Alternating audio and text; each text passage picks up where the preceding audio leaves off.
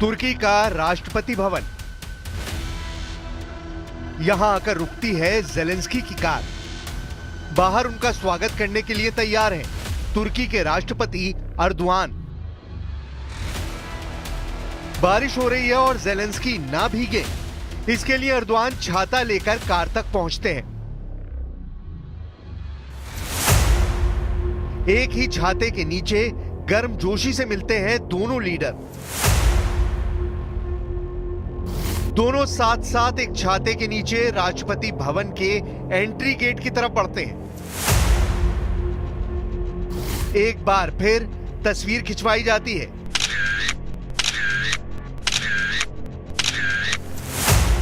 ये वो फोटो है जिसे देखकर पुतिन को बहुत तकलीफ होगी।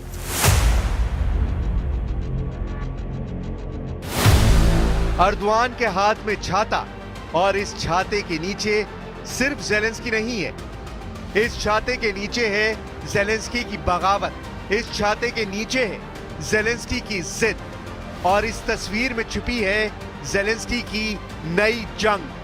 तुर्की बहुत बड़ा मैसेज दे रहा है, रूस को भी, अमेरिका को भी, और अरब वर्ल्ड के मुखिया सऊदी अरब को भी।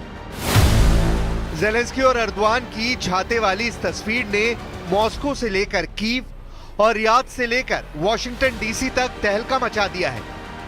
जब यूक्रेन में युद्ध तेज हो रहा है, पुतिन वो खतरनाक जंग लड़ने के लिए और ज्यादा तैयार है। रूस की फौज लगातार यूक्रेन पर बम बरसा रही है और नए नए मोर्चे फतेह कर रही है। जब कुर्स्क और डोनेस्क सबसे बड़े वॉरफ्रंट बन चुके हैं, जहां गोले बारूद की हुकूमत है और रहम और जान बख्शने वाला कानून खत्म हो चुका है, तब यूक्रेन को बचाने के लिए नेटो की सेनाएं यूरोप का मोर्चा मजबूत कर रही है। क्योंकि फ्रांस, ब्रिटेन और जर्मनी को इस बात का पता चल गया है कि पुतिन अब नेटो का धुआं धुआं करने को तैयार है। पुतिन ने अपनी डिक्शनरी से सीज फायर वाला शब्द मिटा दिया है, और अब पुतिन ने यूक्रेन को पूरी तरह रौंदने के बाद यूरोप की तरफ आंख गड़ा दी है। जब जेलेंस्की और अर्दोआन की मुलाकात तुर्की में हो रही थी, तब युद्ध कैसा चल रहा था, उसके वीडियो डोनाल्ड ट्रंप की गलतफहमी दूर कर सकते हैं। इसी दौरान रूस ने दक्षिण पश्चिमी यूक्रेन के ओदेसा में मिसाइल अटैक किया। वहीं जेलेंस्की का काउंटर अटैक रूस के समारा में सिजरान रिफाइनरी पर हुआ, जहां यूक्रेन ने ड्रोन से खतरनाक हमले को अंजाम दिया है।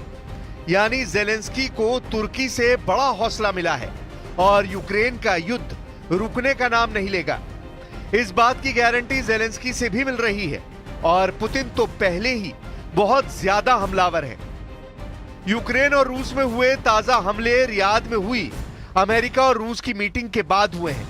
यानी पुतिन और जेलेंस्की दोनों ट्रंप को साइलेंट मैसेज दे रहे हैं। मैसेज ये है कि युद्ध वो अपनी शर्तों पर रोकेंगे। इसी के बाद जेलेंस्की ने अर्दोआन के साथ सीक्रेट मीटिंग की। जेलेंस्की ने साफ कर दिया है कि रियाद में हुई बैठक के कोई मायने नहीं। रियाद में अमेरिका और रूस के विदेश मंत्री मिले तो जेलेंस्की ने अंकारा पहुंचकर अर्दोआन को गले लगा लिया। जेलेंस्की बताना चाहते हैं कि जिस युद्ध को शांत करने के लिए यूक्रेन को शामिल ही नहीं किया गया, उस युद्ध की आग जलती रहेगी। Я переконаний, для України, для нашого регіону і для Європи принципово, щоб будь-які перемовини щодо закінчення війни відбувались не за спиною у ключових суб'єктів, яких зачіпають наслідки російської агресії. जब अर्दोआन और जेलेंस्की की मीटिंग हुई तो उसमें जेलेंस्की ने पूरा दर्द सामने रखा। जेलेंस्की ने बताया कि कैसे रूस की सेना ने पूरे डॉनबास को जकड़ लिया है और कैसे कुर्स्क में उनकी सेना पुतिन और उनके दोस्त किम जोंग उन की सेना से बहुत ही खतरनाक युद्ध लड़ रही है। इस पर तुर्की के राष्ट्रपति ने कहा कि वो यूक्रेन की संप्रभुता और अखंडता बनाए रखना चाहते हैं। अर्दोआन ने कहा कि यूक्रेन युद्ध का मसला तुर्की में सुलझाया जाना चाहिए। अर्दोआन ने जेलेंस्की से कहा कि इस युद्ध में कोई विजेता नहीं होगा, इसलिए शांति को चुना जाए, क्योंकि शांति कायम होने पर कोई इस युद्ध में हारा हुआ नहीं कहा जाएगा। Son 3 yılda izlediğimiz aktif diplomasi dikkate alındığında Rusya ile Ukrayna ve Amerika arasında önümüzdeki dönemde gerçekleştirilmesi muhtemel görüşmeler için ülkemiz ideal bir ev sahibi olacaktır. Ukraine से आने वाली तस्वीरों ने युद्ध को लेकर बहुत बड़ी चिंता सिर्फ तुर्की में ही नहीं बल्कि लंदन और पेरिस तक फैला दी है।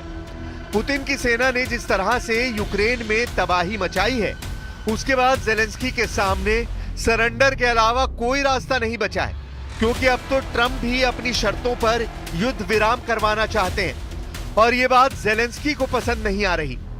अर्दवान से मिलने से पहले वोलोदिमीर जेलेंस्की तुर्की की राजधानी अंकारा में उस जगह गए जो तुर्की के लिए काफी मायने रखती है। ये तुर्की के पहले राष्ट्रपति मुस्तफा कमाल अतातुर्क की खबर है। तुर्की में जेलेंस्की बहुत बड़ा दर्द लेकर पहुंचे। दर्द इस बात का कि जिस बैठक में यूक्रेन पर फैसला होना है वहां उनको शामिल नहीं किया गया। ये बात अर्दवान को भी पसंद नहीं आई और वो चाहते हैं कि यूक्रेन का फैसला तुर्की में उनकी टेबल पर हो।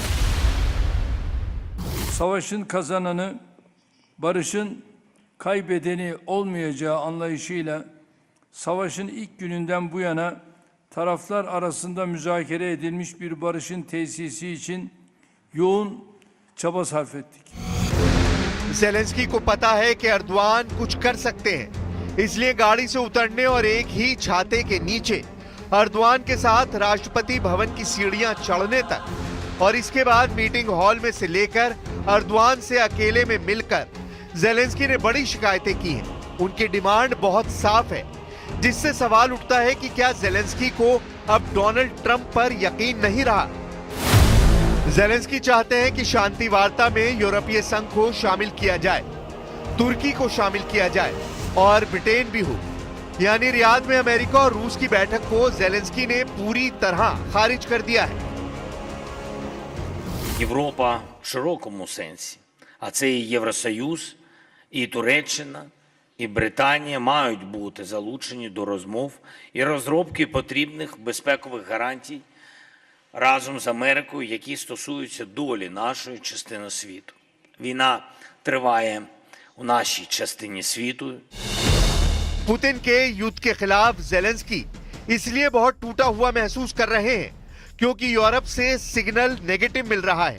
ओडेसा और खार्किव पर गिरने वाली हर मिसाइल के साथ जेलेंस्की को इस बात का यकीन हो चुका है कि डोनाल्ड ट्रंप ने पुतिन के साथ बड़ी डील कर ली है।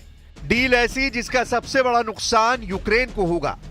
पुतिन ने कुर्स्क को लेकर फिर से मजबूत मोर्चाबंदी करनी शुरू कर दी है। पुतिन का पूरा फोकस इस वक्त डॉनबास के साथ साथ कुर्स्क पर है, क्योंकि जेलेंस्की को यहां पर नेटो सेना की मदद मिल रही है। ये दावा रूस बार बार कर रहा है।